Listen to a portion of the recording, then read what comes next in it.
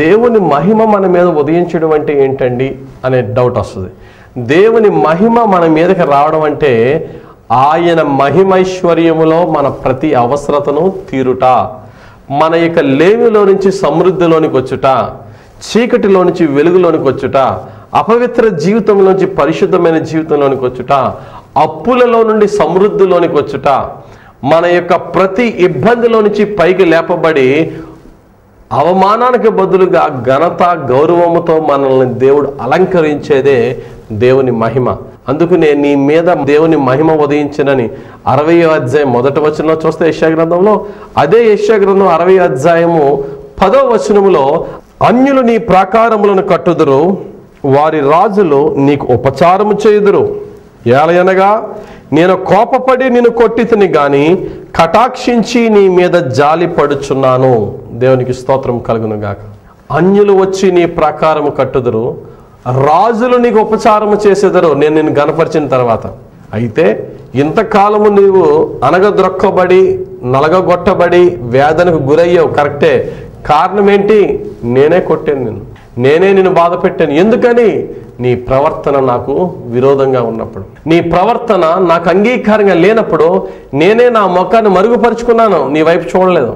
కానీ మరలా నేను జాలి చూపి నేను నిన్ను చూస్తున్నప్పుడు తిరిగి నేను నిన్ను ఎలాగ ఆశీర్వదించబోతున్నానని వాక్యం చెప్తుందండి. చూడండి మరలా, ఏలయనగా నేను కోపపడి నిన్ను కొట్టితిని గాని కటాక్షించి నీ మీద జాలి పడుచున్నాను.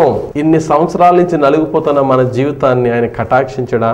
మన కన్నీరు చూడకుండా ఉంటాడా? దేవుడు అంటున్నాడు, నేనే కొట్టాను, కరెక్టే. నేనే నిన్ను నష్టానికి గురి చేశాను, కరెక్టే. నీ దీనస్థితి చూసి మరలా నేనే నీ మీద కటాక్షించి నా ముఖము మరలా నీ మీదకి జాలితో తిప్పుకున్నాను. నా ముఖము నీ వైపు చూసినప్పుడు, నా వెలుగు నా మహిమ నీ మీద ప్రకాశించినప్పుడు నేను ఇప్పుడు దీవించబోతున్నాను. ఎందుకంటే ఆల్రెడీ నువ్వు వాక్యముతో శుద్ధి చేసుకున్నావు నీ హృదయాన్ని. దేవుని నీతి నీలోనికి వచ్చి నీ జీవితాన్ని నీ క్రియలను మార్చుకున్నావు కనుక మరలా నా దయగల కటాక్షము నీ మీదకి వచ్చినది. నేను ఇప్పుడు నిన్ను మరలా నా మహిమతో నేను దీవించినప్పుడు నీవెలా దీవింపబడతావు తెలుసా? పాత సంవత్సరాల్లో నువ్వు ఎంత నష్టపోయావో ఈ సంవత్సరంలో నేను నిన్ను దీవించే దీవెన పాత సంవత్సరాల నష్టాన్ని కూడా పూడ్చే విధంగా నేను నిన్ను దీవించబోతున్నాను. ఆమేన్, ఇఫ్ యు బిలీవ్ ఇట్. చూడండి, యోవేలు గ్రంథము 2వ అధ్యాయం 25వ వచనంలో, మీరు కడుపారా తిని తృప్తి పొంది మీ కొరకు వింత కార్యములు జరిగించిన మీ దేవుడని యెహోవా నామమును స్తుతించినట్లు నేను పంపిన మిడతలను, గొంగలి పురుగులను, పసరి పురుగులను, చీడ పురుగులను అను నా మహాసైన్యము తినివేసిన సంవత్సరముల పంటను మీకు మరలా ఇత్తును. నా జనులు ఇక ఎన్నటికి సిగ్గునొందరు. దేవునికి స్తోత్రం కలుగును గాక. దేవుని మహాసైన్యం అట. ఏంటట దేవుని మహాసైన్యం?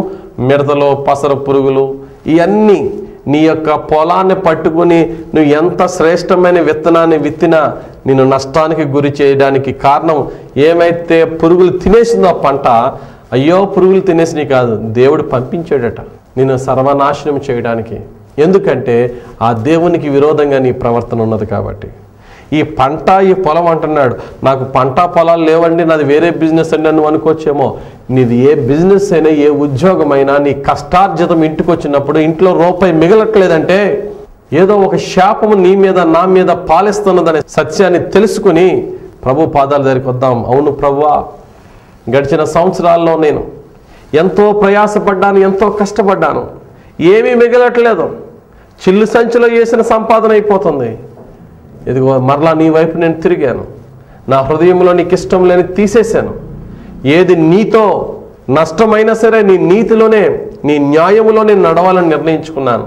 నీ మహిమతో నా మీద ఉదయించు ప్రభు అని దేవుడిని అడుగుదాం. అప్పుడు దేవుడు ఖచ్చితంగా ఆయన మహిమ మన మీద ఉదయించినప్పుడు, ఆయన కటాక్షం మన మీదకి వచ్చినప్పుడు ఖచ్చితంగా దేవుడు పాత కాలంలో నష్టపోయిన దానిని కూడా సమకూర్చే దేవుడు, మన జీవితాన్ని ఆశీర్వదించే దేవుడు.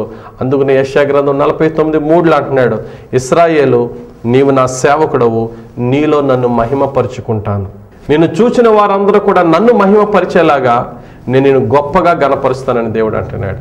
దేవుని మహిమ నీ మీద ఉదయిస్తుంది, నీ జీవితం వెలిగింపబడుతుంది.